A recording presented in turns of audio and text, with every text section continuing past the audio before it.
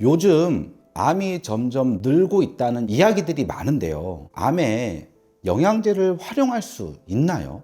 결론부터 말씀을 드리면 영양제는 암 예방에서 주된 역할을 할 수가 있고 암 치료에 있어서는 보조적이지만 의미 있는 역할을 한다고 보시면 됩니다. 암과 영양제의 관계를 얘기할 때 암과 면역력이 매우 밀접한 관계라는 것을 잘 아셔야 합니다. 관련해서 암이 어떻게 발생하는지 알아볼까요? 암은 세 가지 단계를 거쳐서 진행되는데요.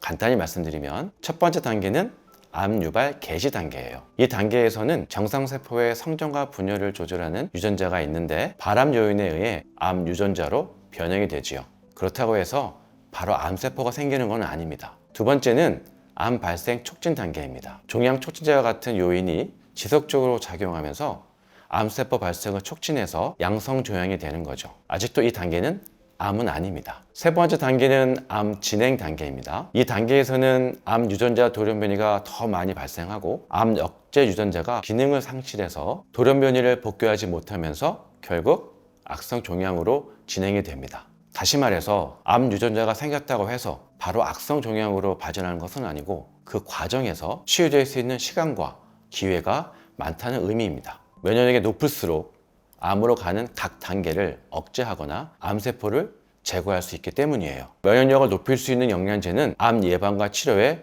도움이 될 수 있습니다. 하지만 암 치료 단계에서는 암의 종류와 단계에 맞는 적절한 영양제를 올바르게 사용해야 되기 때문에 항상 담당 의사와 상의 후에 섭취하는 것이 중요합니다.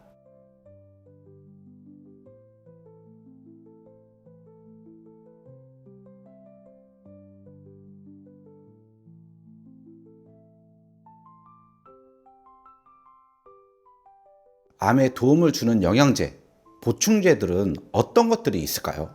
먼저 면역력을 유지하는데 필수적인 영양제로는 비타민 C, 비타민 D, 프로바이오틱스, 아연 등이 있습니다. 그리고 면역력을 높여주는 베타글루칸, 강력한 항산화제인 커큐민과 글루타치온 같은 영양제도 도움이 될 수 있습니다. 이들은 몸의 방어력을 높이는 데 도움이 되죠. 그리고 만성염증이 암 발생 주요 원인 중에 하나이기 때문에 염증을 억제하는 오메가3 지방산도 추천드릴 수 있어요. 항산화제 중에 비타민 C와 셀레늄은 실제 암 치료제에 사용되고 있는데요.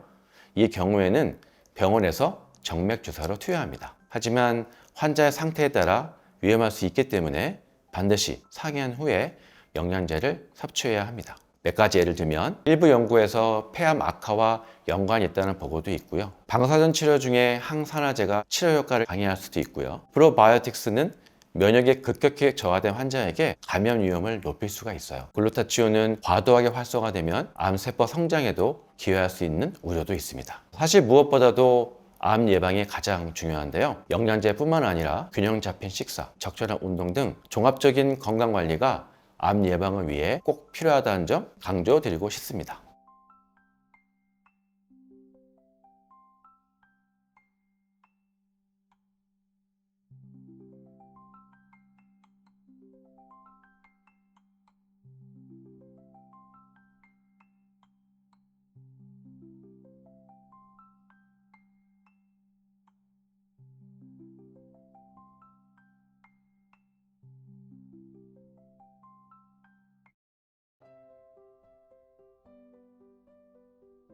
영양 상담을 많이 하시잖아요. 어떤 기준에 선택을 하고 관리하면 좋을까요? 영양제는 전문가와 상담을 통해 나에게 맞는 걸 선택하는 것이 중요합니다. 가끔 이렇게 말씀하시는 분들이 계시거든요. 필수 영양제 주세요. 제일 좋은 영양제 주세요. 이렇게 해요. 모두에게 딱 맞는 영양제는 사실 없습니다. 평소에 과일과 채소를 충분히 먹는 분이라면 비타민C를 굳이 영양제로 먹을 필요는 없는 거죠. 개인에게 맞는 영양제를 선택을 해야 되는데요. 어떤 불편함 때문에 영양제를 먹으려고 하는지, 치료 중인 질환이 있는지, 먹고 있는 약이나 건강보존식품은 없는지, 최근에 건강검진에서 이상이 있었는지, 생활습관은 어떤지, 평소에 녹색 채소를 잘 안 먹고 스트레스가 많아서 잠을 잘 못 주무시는 분이라면 마그네슘이 우선적으로 필요할 수 있고요. 간 수치는 아직 정상인데 최근에 과도한 업무로 피로가 쌓이고 술을 자주 마시는 분이라면 비타민 B와 비타민 C를 우선적으로 섭취하는 것이 좋습니다. 술이 비타민 B와 C를 많이 소모시키거든요. 수면 부족으로 만성 피로를 느끼는 분이라면 비타민 B보다는 태아닌이나 마그네슘을 섭취해서 먼저 수면 부족을 해결하는 것이 좋습니다. 피부염 같은 염증 질환으로 고생 중이고 균형 잡힌 식사를 힘드신 분이라면 오메가3 지방산과 비타민C 같은 항산화제를 추천드릴 수가 있죠. 마지막으로 영양제는 좋다고 여러 가지를 동시에 먹는 것만은 좋은 것은 아닙니다. 영양제를 드실 때는 말씀드린 것처럼 종합적으로 판단해서 정말 필요한 한두 가지 영양제만 선택해서 부작용이 있는지 잘 관찰하면서 3개월 이상 꾸준히 섭취하는 것을 권장드립니다.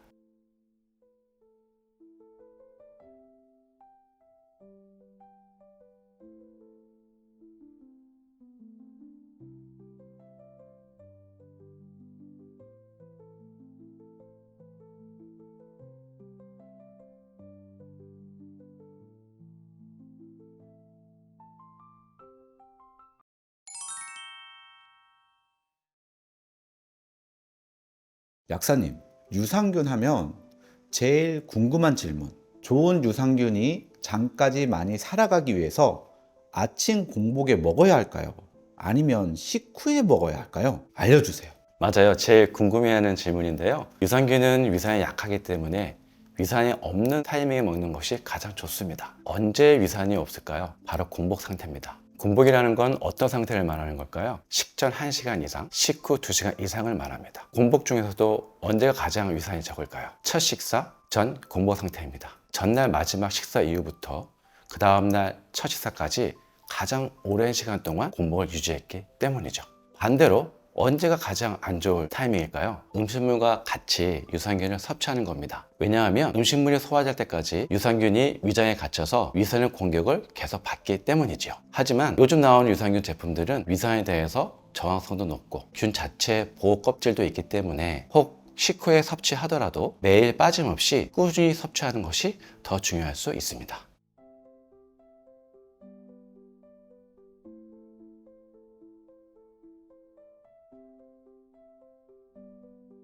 그럼 좋은 유산균을 먹기 위해 어떤 기준으로 선택을 하면 좋을까요? 먼저 말씀드리기 전에 유산균이 무엇인지 살펴보는 게 좋을 것 같습니다. 우리가 먹었을 때 건강에 도움이 되는 미생물을 다 합쳐서 프로바이오틱스라고 합니다. 유산균은 프로바이오틱스의 대표적인 것이 바로 유산균입니다. 유산균 같은 프로바이오틱스는 어떤 역할을 할까요? 우리 장 생태계는 유익균과 유해균이 같이 살고 있습니다. 유익균은 우리 몸에 도움이 되는 분해산물을 만들어내고요. 반대로 유해균은 우리 몸에 해로운 분해산물을 만들어내죠. 이 균형이 잘 유지돼야 장이 건강합니다. 프로바이오틱스는 장내에 오래 머무르지는 않습니다. 보통 2주 동안 머무는 동안에 유해균의 증식을 억제하는 역할을 합니다. 유해균이 억제되면 자연스럽게 유익균의 증가를 기대할 수가 있죠. 그렇다면 유산균 같은 프로바이오틱스를 고를 때는 어떤 기준으로 선택하면 좋을까요? 가장 중요한 기준은 균주가 내 장에 잘 맞는지예요. 사람의 생태계는 36족에 달하는 세균과 수백 종의 세균이 서식하고 있습니다. 사람마다 유전적 요인이 다르고 식생활 습관도 다르기 때문에 장 생태계가 사람마다 다 다릅니다. 그렇기 때문에 모든 사람에게 좋다 또는 나쁘다 일률적으로 말하기는 어렵습니다. 그럼에도 불구하고 내 몸에 맞는 프로바이오틱스를 선택할 때 고려할 사항들이 몇 가지가 있습니다. 첫 번째는 균주의 종류입니다. 우리나라에서 건강기능식품으로 허가된 균주는 19종이에요. 특가균주나 세계적으로 유명한 회사의 균주를 선택하는 것이 좋습니다. 임상 자료가 많아서 그만큼 효과를 신뢰할 수 있기 때문이죠. 단일 균주보다는 소장에 서식하는 락토바실러스 같은 균주와 대장에 서식하는 비피드 박테리움 같은 균주가 함께 있는 복합균주가 좋습니다. 내장의 어디에서 유익균이 필요할지 모르기 때문이죠. 두 번째는 균수예요. 건강기능식품 기준으로 하루 섭취량이 보장균수로 1억에서 100억 사이면 적절합니다. 물론 1억과 100억 사이에서 어떤 제품은 80억, 다른 제품은 100억, 그래서 좋다라고 볼 수는 없습니다. 왜냐하면 균수보다 더 중요한 것은 균주가 내 몸에 맞는지와 그 균이 내 장에서 잘 살 수 있는지가 더 중요하기 때문이죠. 세 번째는 섭취 목적에 맞는 제품을 고르는 것이에요. 일반적인 장 건강을 위해서인지 아니면 다이어트를 위해서인지 목적에 따라 제품을 고르는 게 좋습니다. 예를 들어 질 건강을 위해서라면 관련 기능성이 있는 리스펙타라는 원료를 사용한 제품이 효과를 신뢰할 수가 있어요.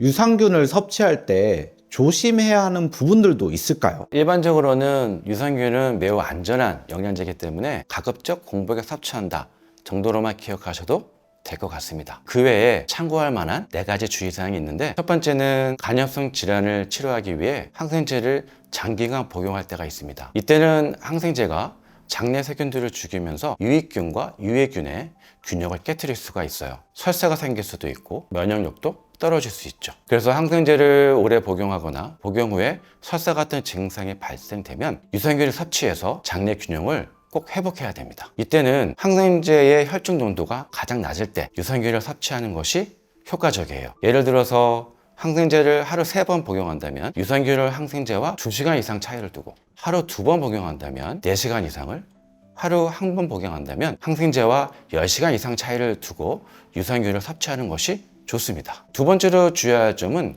알레르기 반응이 일어나는지를 관찰하는 겁니다. 균주뿐만 아니라 첨가물에 의해서도 알레르기가 발생할 수 있거든요. 많이 섭취할수록 알레르기 가능성이 높아질 수 있기 때문에 권장 섭취량을 지키면서 꾸준히 섭취하는 것이 필요합니다. 세 번째로는 유산균 섭취 후에 설사, 가스, 복부 현만 같은 증상이 나타난다면 균교대증이 아닐까 생각할 필요가 있습니다. 균교대증이라는 것은 유익균과 유해균 간의 싸움으로 급격한 변화가 생길 때 발생할 수가 있어요. 증상이 4일 이상 지속되면 섭취 횟수를 줄이거나 잠시 중단 후에 다른 제품으로 바꾸는 것이 좋습니다. 마지막으로 주의할 점은 면역력이 매우 저하된 분들, 예를 들어서 암 환자나 면역 억제제를 치료받는 분들은 유산균 섭취 전에 담당 의사분과 상의를 해야 합니다. 가능성은 매우 낮지만 폐혈증의 위험성도 있기 때문이죠. 유산균을 섭취 후에 고열, 심한 두통, 피부에 수포가 일어난다든가 온몸에 부종이 발생한다면 즉시 섭취를 중단해야 합니다.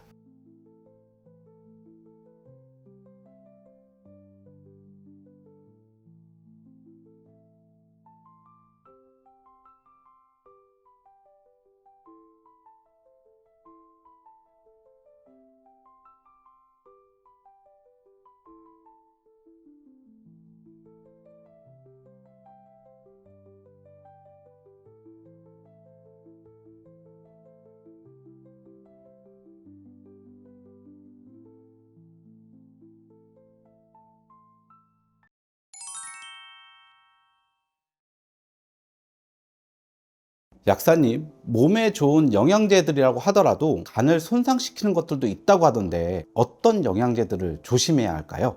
맞아요.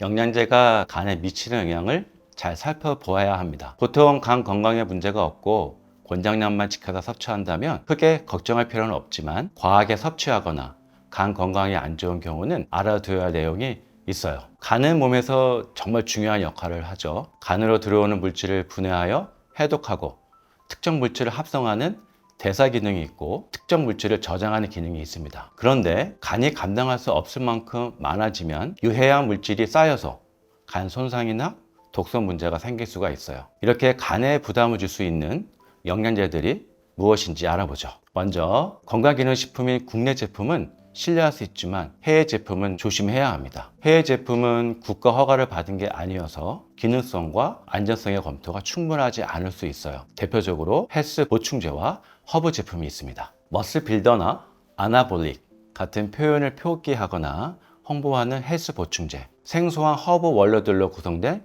건강식품은 피하는 게 좋습니다. 과다 복용하지 않아도 간 손상 같은 부작용이 생길 수가 있거든요. 만약 그런 제품을 꼭 사야 한다면 NSF 스포츠 인증을 받았는지 또는 컨슈머 리포트 평가가 있는지 확인하시면 좋을 겁니다. 비타민 A, D, E, K 같은 지용성 비타민들은 몸에 쌓이는데요. 특히 간은 비타민 A를 저장하는 장기라서 비타민 A를 너무 많이 섭취하게 되면 간에 부담을 줄 수 있습니다. 식약처가 권장하는 1일 섭취량은 210에서 1000 마이크로그램 RAE이고 상하 섭취량은 3000 마이크로그램 RAE인데 초과해서 먹으면 간 독성 위험이 높아져요. 주로 피부 트러블이나 여드름 같은 미용 목적으로 과하게 섭취하는 경우가 많은데요. 과다 섭취하면 간에 지방이 쌓여서 지방간이 될 수 있고, 계속 섭취하다 보면 간 세포가 손상되면서 간 경화로 이어질 수도 있습니다. 특히 간 질환이 있거나 간 건강에 좋지 않은 분들은 비타민 A를 음식으로 섭취하는 걸 권장하지만 영양제로 섭취해야 한다면 체내에서 필요한 만큼만 에너지 A로 전환되는 베타카로틴이 좋습니다. 세 번째는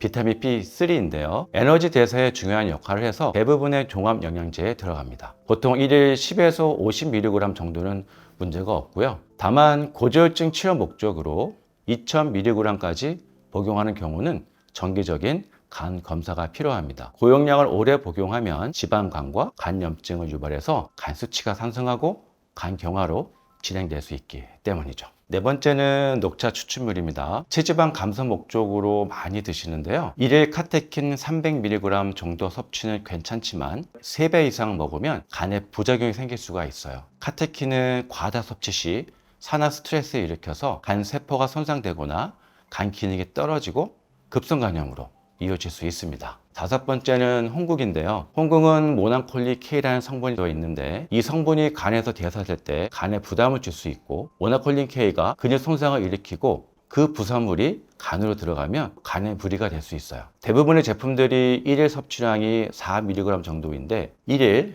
20mg 이하로 섭취하면 간 부작용은 그리 걱정하지 않으셔도 됩니다. 그 다음은 철분인데요. 간에 과도한 철분이 축적되면 산화 스트레스를 일으켜서 간 손상이 일어날 수도 있습니다. 마지막으로는 다이어트에 많이 쓰이는 가르시니아가 있습니다. 체내 여분의 탄수화물이 지방으로 전환되는 것을 막는 성분인데 1일 1000mg 내외로 섭취하면 문제는 없지만 3배 이상 장기 섭취 시에 간에 산화 스트레스와 부담을 줄 수 있습니다. 마지막으로 당부드리고 싶은 건 영양제 섭취량이 많을수록 섭취하는 종류가 다양할수록 간의 부담이 더 커질 수밖에 없다는 점입니다. 본인 몸 상태와 생활 습관을 종합적으로 고려해서 꼭 필요한 영양제를 권장량 내에서 섭취하는 것이 중요하다는 점을 잊지 마세요.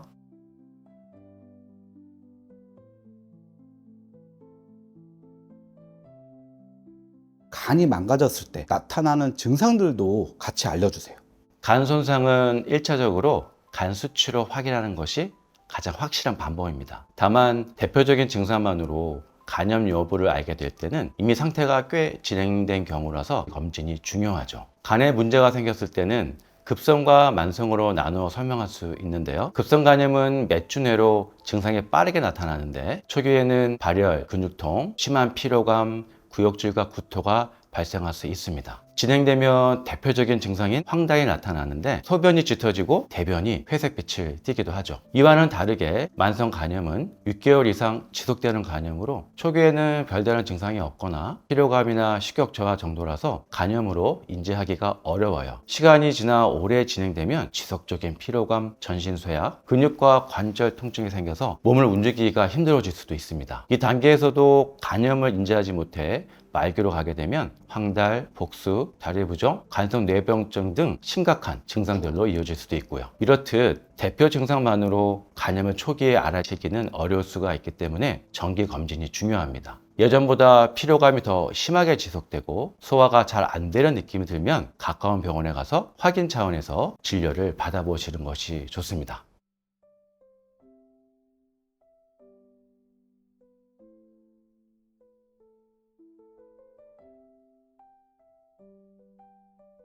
약사님, 간에 도움이 되는 영양제는 어떤 것들이 있을까요? 간은 우리 몸에서 화학 공장이라고 할 만큼 중요한 장기입니다. 이번에는 간 건강에 도움이 되는 영양제들을 소개해 드릴게요. 첫 번째는 간 영양제로 많이 알려진 밀크시슬이에요. 밀크시슬은 오랜 세월 동안 천연치료제로 사용됐는데 여기에 들어있는 실리마린 성분이 간에 크게 4가지 좋은 효과를 줍니다. 간세포를 보호하고 재생을 돕기 때문에 간 건강 유지에 큰 도움이 되고요. 항산화 효과가 있어서 간에서의 산화 스트레스를 줄여줍니다. 염증을 억제해서 간 기능을 보존해서 간이 스스로 회복할 수 있도록 도와주죠. 마지막으로 간이 독소를 더 효과적으로 처리하고 배출할 수 있기 때문에 약물이나 음주로 간이 지쳤을 때 효과가 있다고 알려져 있어요. 다만 밀크시슬은 간의 대사를 담당하는 효소에 영향을 줄 수 있어서 여러 의약품과 상호작용이 있을 가능성이 큽니다. 예를 들어 와파린 같은 항응고제나 알프라졸란 같은 항불안제와도 상호작용이 있을 수 있기 때문에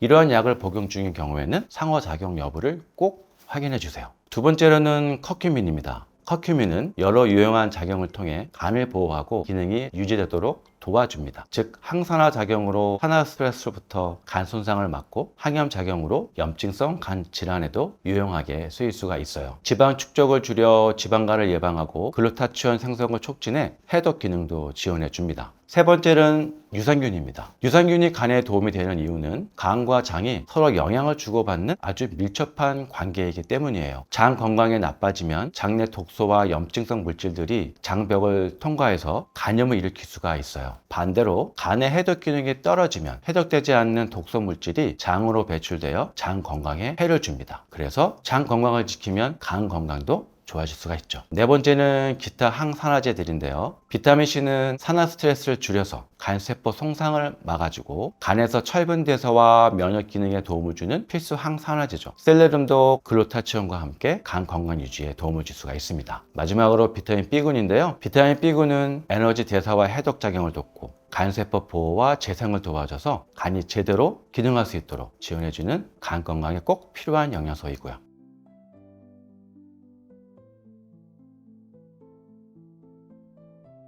오늘은 영양제 선택에 있어 간 건강을 유지하기 위한 주의사항과 도움이 되는 성분들을 알아보았습니다. 특히 간에 무리가 될 수 있는 영양제의 경우 권장 섭취량을 지키는 것이 중요하고 간 질환이 있는 분들은 반드시 전문가와 상담 후 복용하셔야 합니다. 간에 도움을 줄 수 있는 밀크시슬, 커큐민, 유산균, 항산화제는 항산화 작용 및 염증 억제 효과가 있어서 간 기능을 지원하는 데 유용하고 정기적인 간 건강 체크도 중요하다고 말씀드렸습니다. 오늘도 여러분의 건강에 도움이 되었으면 좋겠습니다. 건나물 TV였습니다.